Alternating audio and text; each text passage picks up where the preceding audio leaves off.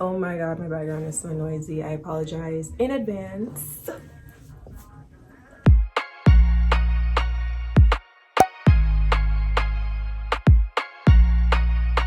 Hey guys, welcome back to my channel. If you're new here, hi, I'm Tian, aka TIANNE876. As you can tell by the title of this video, we're going to be talking about my Air Force enlistment process from beginning to, well, it's not the end, but you know the vibes. Let's get into it. So I have some questions on my laptop that I'm going to be answering. The first question is, why did I want to join the Air Force? I got the perfect answer for you. No, I don't have the perfect answer. I feel like everyone has their own why they wanted to join, and a lot of people, you hear them say to go to school, or a lot of people just did not have like somewhere to go, and this was the best outlet for them. For me personally, while I was living in Maryland, I fell in love with the aviation industry, and I genuinely wanted to become a pilot or try to become a pilot. When I was networking with pilots while I was working at the airport in BWI, I started to research the Air Force a lot more, and I fell in love with it, and I was like, hell yeah, I'm gonna join the Air Force. Like, hell yeah. The next question is, did I consider joining another branch? And the answer to that is yes, I did. I considered joining the Navy because at the time I was talking to somebody that I was talking to someone that was in the Air Force, and I really just didn't want to like join the same branch as the person. But that was a really stupid decision, and I'm really glad that I didn't go for the Navy. I actually like applied and sent out an application and everything, and I didn't hear back from a recruiter. So yeah, everything happens for a reason, and I'm really glad that that didn't work out. What were the reactions like when you told family or friends that you wanted to join the Air Force? So I got two different reactions, y'all. So when I told my mom, she was super excited, and I really didn't think she was going to be super excited, but she was really excited and she was all for it. When I told my other side of family, no one was really like, oh my god, like this is a good thing. Everyone was kind of like, why would you want to do that? My friends especially, they were like, why do you want to like sign your life off? 90% of the people that I told weren't encouraging like at all. That I stuck with what I wanted to do in the beginning, because if I allowed people to like change my perception of the military and change like how I feel, then it would just be like a mess. I don't know where I would be right now. Was it difficult to find a recruiter? Yes and no. I look strong. That's because I am. It was difficult to find a recruiter when I was living in Maryland, and I finally decided that I wanted to join the Air Force. I could not find a recruiter to save my life. When I went to his office, he wasn't there. Calls, I left voicemails. I left a lot of voicemails. He didn't call me back. I left a lot of emails. He didn't reach back out to me. It was a mess. When I finally decided to move back to New York, in the beginning it was difficult because I got a recruiter that went on leave as soon as I wanted to, you know, have a talk with him. I ended up Googling and researching, and I found my recruiter, who was amazing, and actually I was his first ever recruit. So yeah, I'm special. What was your first meeting like with the recruiter, and what are some questions that you asked? So my first meeting with my recruiter was pretty quick, because I already kind of knew like what I wanted to do, and I already knew that I wanted to join the Air Force. Like, I didn't want any convincing. Like, I just wanted to sign my paper and get shipped out the next day type shit. Okay, like I was ready to go. I basically was like, just sign me up for the ASVAB, and that he did. Was the ASVAB hard? No, it wasn't. It wasn't really difficult, but I can see how people feel it, or you can't even feel it as bad, because I really didn't study that much. And all of the stuff that was on the test, I've never seen before in my life, and I did some really good guesses, and I got them. So I wouldn't be too pressed about the ASVAB if you're like nervous about it. You know, you cannot fail an ASVAB. You probably will get a score that you don't want, but you can't fail an ASVAB, so don't worry about it. What was MEPS like? MEPS. MEPS was a mess. Okay, so I did MEPS for 2 days. The first day was for my ASVAB and the second day was for my medical. The first day, I was so stressed out, and I couldn't eat in the morning. Basically, you have to leave from like 5, so I couldn't eat, right? And then, oh my god, this is such an embarrassing story. Basically, I almost missed my ASVAB. There was a problem with like my records or something, and I had to go to the Air Force liaison's office for her to fix it. I didn't know she was in the office, and I was in there for like probably 3 hours just waiting on somebody to come in, and she just opened her office door and basically cussed me out. She was like, "Why are you sitting here? Why didn't you knock? Blah blah blah." And I was just like, I don't know, I almost missed it, but thank God I didn't. Thank God I didn't miss it. Amen. So the second day of MEPS, right? What happened? The second day of MEPS was my medical. Let's just say New Yorkers are very rude, and this was an army base for the medical. So I was being bullied, low key. You know, it was just kind of like a BMT type shit. Like they were ODing. Let's just say that. MEPS overall, it was pretty quick. 2 days, you wake up at 5 o'clock, so it's not like a free hotel type shit. Like you literally get to sleep for like 2 hours, you get up and you gotta go. I keep on looking here instead of here, and I'm very sorry. How long was I in dep for? So I was in dep for like 4 or 5 months. It was a long time. So I swore in on July 31st, I remember. Then I got my ship date in the middle of August. Yes, the middle of August. And then my ship date was December. My god, I really wanted to leave like the next month or October at least, but it is what it is.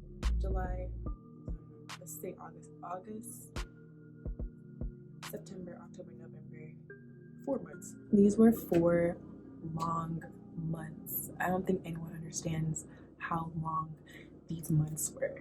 They were the longest months of my life. Your BMT experience. I should make like a second video on my BMT experience because, girl or guy, my BMT experience was crazy.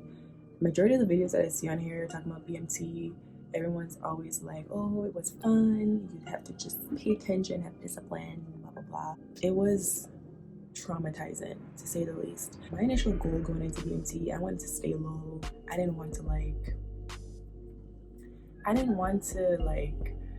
be on the radar, be a target, but being 5'8", can you take a guess? I was the center of attention. I was the center of attention from day one, because 0 night, I almost fucking passed out.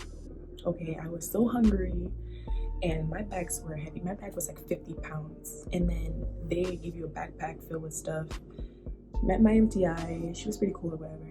First 2 days, I was an element leader. Oh my gosh, because I'm tall. Only because I'm tall. Lost my job because I had my nose ring retainer in, and she saw it, and she was like, "Get the piss out of your nose." And I took it out, put it back in. I put it back in, and she caught me. I was the very first person on my flight to get a 341 pulled. And I was just like, okay, like I just had a straight face, like I didn't give a fuck. That was not the right thing to do, because after that day, I was getting picked on OD. I was a shower runner for like 2 weeks and latrine queen. So I was cleaning bathrooms and I was a shower runner, and yeah, even though we have the mask on, how the hell can they see that I have an attitude? I wasn't doing anything, but I was still getting in trouble for my face. So in the end, I got about 341 pulled. Almost got a comment because I left my do-rag in my drawer. If you're on your way to BMT, in your backpack, they're gonna give you like these notebooks, right? This notebook was all I had. So basically, I was just writing down stuff. First night, 0 week. Can y'all see? I wrote, my first advice is to pack light. I regret overpacking. You literally don't need 2 pairs of jeans. You don't need 2 pairs of sweats. And this is true because you basically wear civilian clothes for the, oh my god, why are they yelling? You only get to wear civilian clothes for the first night, and then you get issued PT gear, which is your first issue, and you're going to be wearing that until you get your second issue, which is your uniform. So I wrote, bring a backpack if you can. Still, bring a backpack. You don't need a big suitcase or duffel bag. Yeah, I wrote that on the bus going to Lackland. The bus driver gave us like our last phone call, and some people said that they didn't even get that, so I was pretty grateful. So I called my mom, and that was like my last phone call as a civilian. As soon as I got there, the yelling didn't start when we made our first stop, which was to pick up like our backpacks. They were yelling at you to like get off the bus, blah blah blah, but they weren't like yelling at you. The yelling started when we got to the squadron. You had MTIs like everywhere yelling at you. It was so crazy, and I was just laughing. I was like, no way, this is not happening. Like, what the fuck did I do? The second morning I wrote that we got issued our PT gear. I don't remember anything that happened there. The third morning, that's when I got my first 341 pulled, and I was made chow runner this day as well. Don't remember much that happened. The first week I wrote day 2, I got yelled at for smiling, and this is a continuous thing. I can't seem to learn that nothing's funny. My sergeant wants to call me goofy. I also started getting protein bars. My friend that got there a week before me, she was December 1st, I'm December 8th. She got her protein bars on 0 week, and I'm like, how the fuck? But anyways, I wrote, I hate being latrine queen. The latrine always gets demerits. Day 9, I wrote, I realize I am standing out from the group. MTIs stay yelling at me. It doesn't help that I'm latrine queen. For morning details, I got yelled at for someone being in the bathroom and they didn't close the door. Also, because someone left a protein bar wrapper in the trash, I got yelled at for that. More and more ladies are leaving due to emotional stress or COVID symptoms. Yes, we started off with like 37 girls and we graduated with like probably 30 or less. Some girls in my flight were saying that I'm making clicks. I knew this issue would arise, but it was making me uncomfortable. Day 3 of the second week, my flight got quarantined. Day 6 was Christmas Day. I wish I was home, low-key. I'm so tired of doing the same shit every day. It's literally so annoying. Half the girls are annoying, and overall, I'm just so annoyed. Day 7, I wrote the drama. I didn't even remember this. I wrote third week, the leaders suck. We're in quarantine. We practice graduation in the dorm. Day 2 of third week, I almost got a comment for leaving my durag.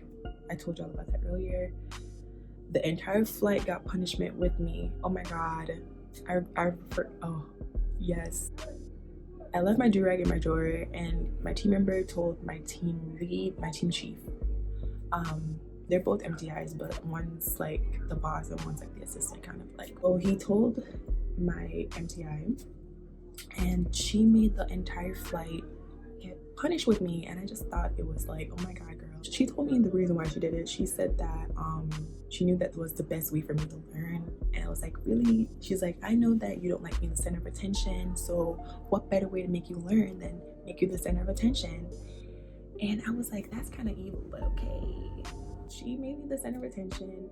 Literally everyone in the flight hated me for like, they hated me for like a whole week because that was just crazy. So the punishment was, we all had to grab our duffel bags and pack all our shit in the wall locker, like in our duffel bags, and then we had to like walk in a circle around the dorm, and then we stop, and then she's like, unpack your shit, and we unpacked our shit at any bed that we stopped at, and then she was like, pack your shit again. We packed our shit, then we had to walk around, unpack, pack, unpack, unpack, unpack. When she was like, enough, she made everyone take like a letter or a picture like of their family and hold it out like this for like a good hour, and we were just staring at the picture.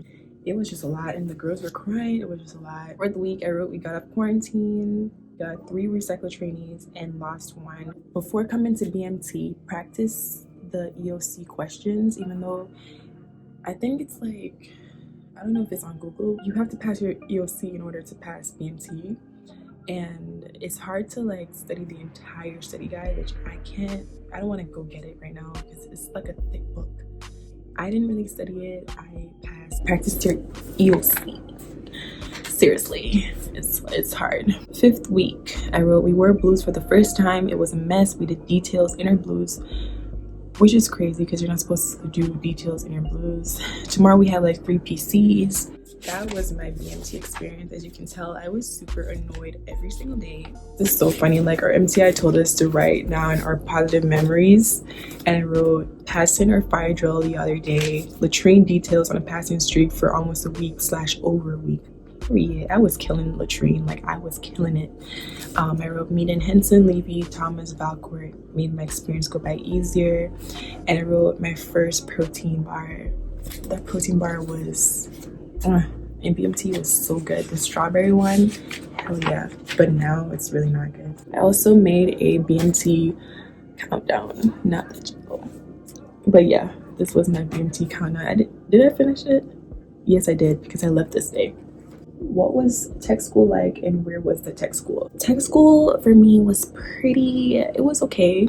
My tech school was in Mississippi, Keesler to be exact. When I got there, the whole squadron was on red card. If you're a Keesler, you know what red card means. It's not a good thing.